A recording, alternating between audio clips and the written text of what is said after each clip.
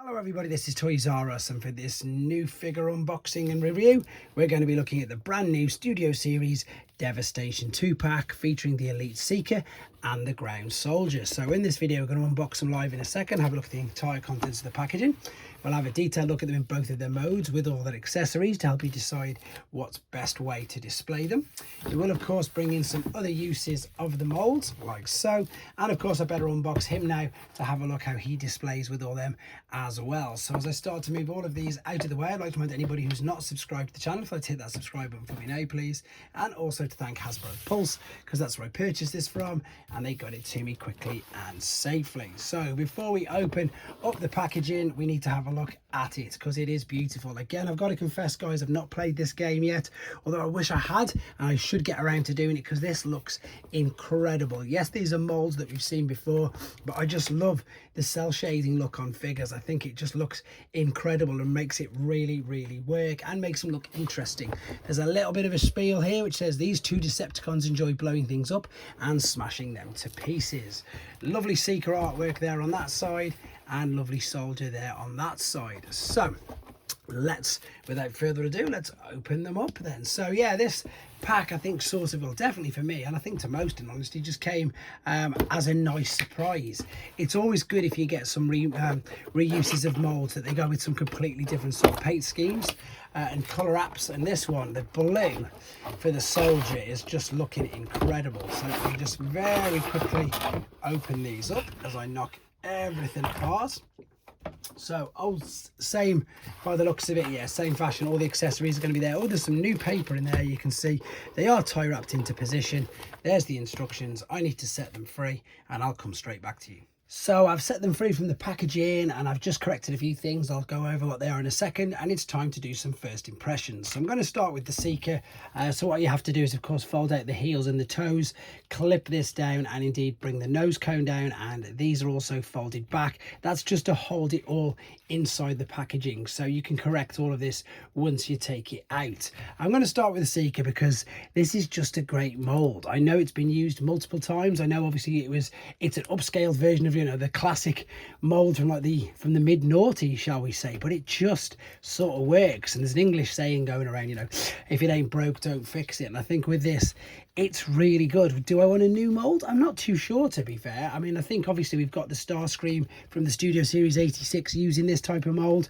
Whether they'll change it for Thundercracker and Skywarp, I can't see that at all, in honesty. As I say, I just think it works very well. I love this bit of, as I say, cell shading on the front. The head sculpt itself is brilliant. It will turn all the way around. This is just super stiff because you've just seen me take it out of the box. It will look up and down ever so slightly. The arms will give us the full T. They can come down, they can spin all the way around. They're only ever so slightly restricted by that, but that's because I put it there. So if I move it down, it's not at all. And at the end of the day, all you've got to do is just take it out a millimeter or two. There is shoulder swivel, there is bicep flexion, there is wrist. Is there? Oh no, there's not wrist swivel in this. I've forgotten. Again, no, it does lift up and down, but it definitely doesn't slip. Obviously, which you've just seen there. The waist. Now, there isn't waist rotation on this because of, again, the transformation process. However, you can see with the legs, with the amount of room that you've got, with the skirts, you can take these past or pretty much at least to the point of the split. So you can bend the knee a little bit to get the leg up even higher, but to be honest, you don't really need to. This bit at the back though, you can't move, guys. That is completely molded in, so if you're new to this mold, you can't take it any further back from there. You can still get your dynamic posing with the big bend in the legs like so, and the fact that you can turn the ankle, tilt it, you know, you can bring the heel down to balance it, bring the toe down. Very articulate, even though it is still restricted in some ways. You can still, I'm sure this will cover more than enough of all of the bases. Now, the thing that's really interesting with these guys is the weapons and the accessories. And again, I've not played the game, so please do help me in the comments with regards to these. So of course, with Starscream, these are normally known as null rays, but I suppose we can just call them blasters with any of the other Seekers. Now, the brilliant thing is that yes, you can pop them on the hands like so. I would imagine this means that if you wanted to, yep, you could sort of store, oh, that wasn't clicked all the way in. You could store the blades on the sides. You could store the blades. These are insane. These are just, again, it makes me want to play that game even more. They don't really go there. You could store it there, especially in the alternate mode, but for robot mode, you can see how it's protruding, so it would not be able to stand properly. But of course, I think the main way that it's going to go, all Seekers, they've just got to have these in the shoulders, haven't they? They just really have. And of course, yeah, sometimes on the underside, so I can't get over how big this is, to be fair. Really can't. So it's got, yeah, it will go in there. I was just a bit unsure, I've got to confess. I was looking at that thinking, is it still going to fit in? So these will be more for when it's in the wings. This is crazy. It's crazy. These are brilliant, huge swords. And yeah, first impressions, I think you can tell. I think you can tell that I'm absolutely loving this. I wish I could pose them slightly better.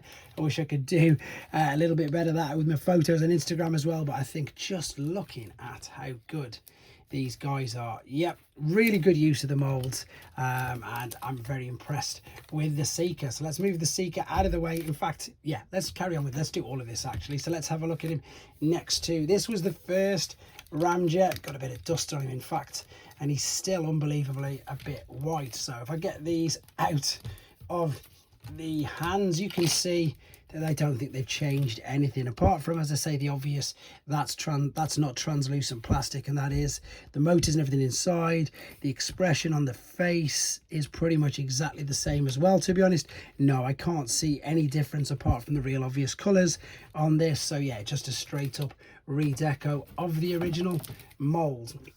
So with regards, as I say, to size, this is I think why people are concerned, and I do get it, but a lot of people are saying, in my opinion, they do get a bit hung up about scale. For me, it's never really bothered me, and of course that's because I grew up with Generation 1 figures that none of them scaled, to be honest.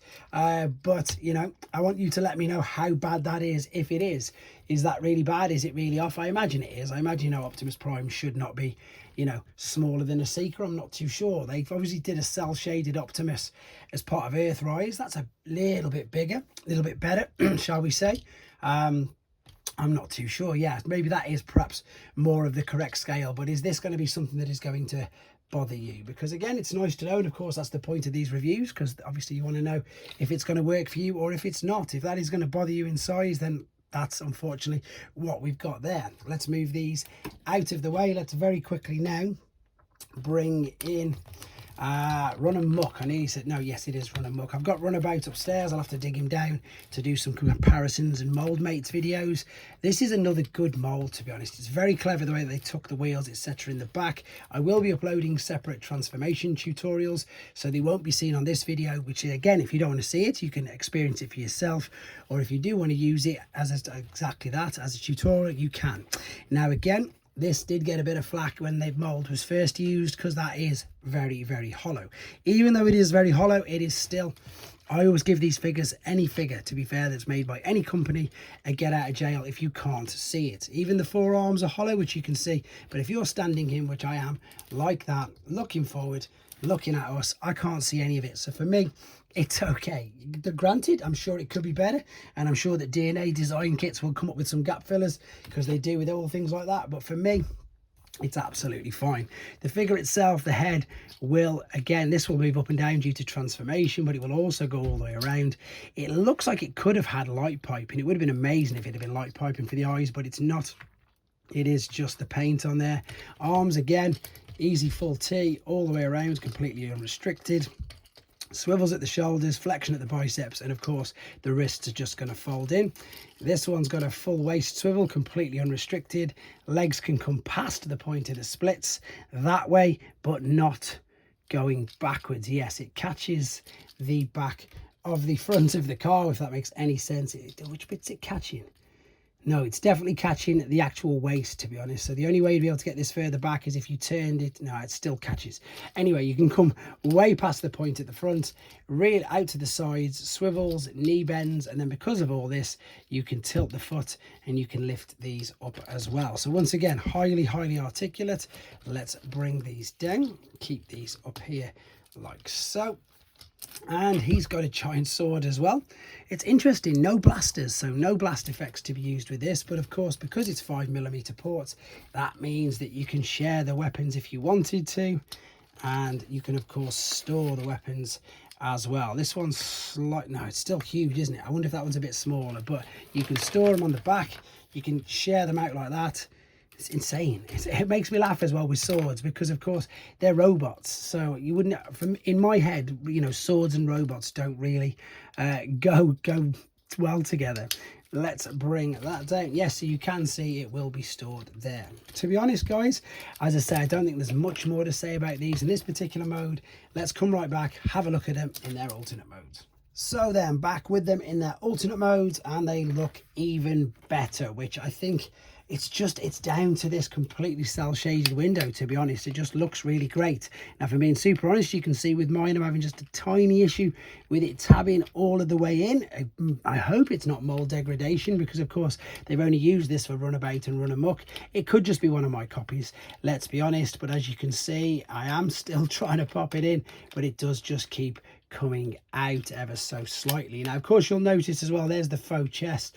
That's amazing, that is, because of course it isn't being used at all on this side whatsoever. Right, let's move the Seeker out of the way. We might as well start with this then. So the wheels are all on their own individual pins. They will all go around, no problem whatsoever. You can see it does serve its purpose as a car, if that makes any sense, but I'm sure you know what I mean. You can then attach this giant blade to it, and it's borderline like you could joust with it or something. It's crazy.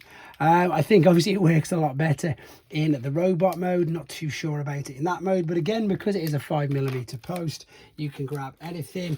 Typically I'm looking for a gun, I can't find a gun, I can only find another blade, but yeah, you can attach loads of things from here, from other figures into these, and it will of course work. Funnily enough, here we go then. I've got one of there we go, Armada sights, Armada wheel jacks, weapons and accessories, which will fit on the roof there. And you can see, and you can do that with any of the 5mm weapons, which of course is fantastic.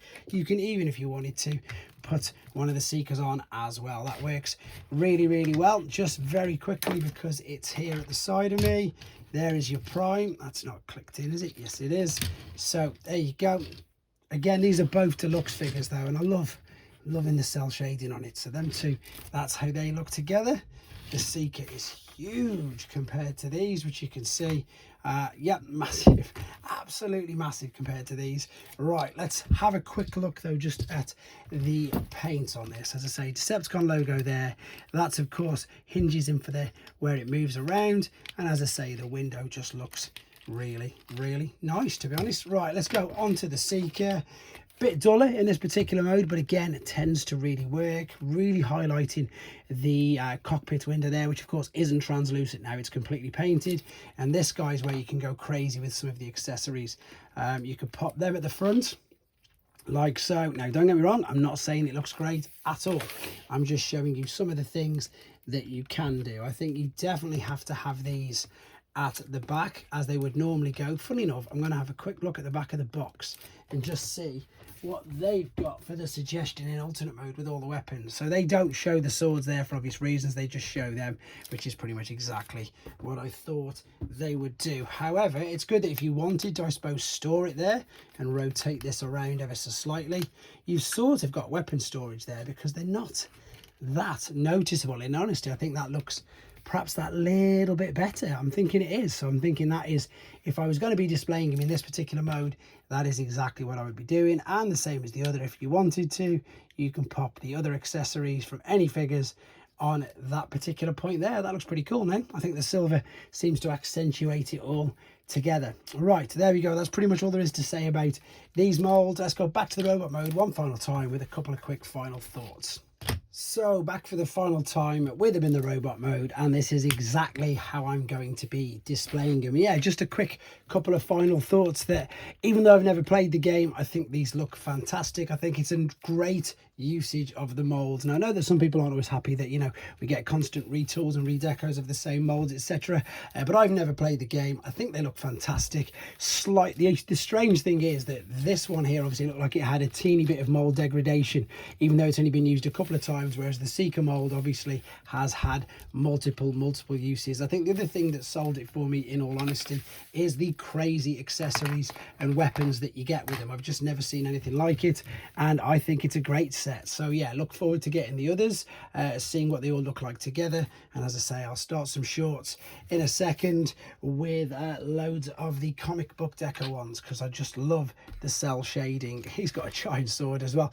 I just love the cell shading with all these, even though, as you can see, one of them wasn't even part of the Devastation toy lineup. But there you go, guys. You let me know what you think in the comments. Thanks for watching. Take care.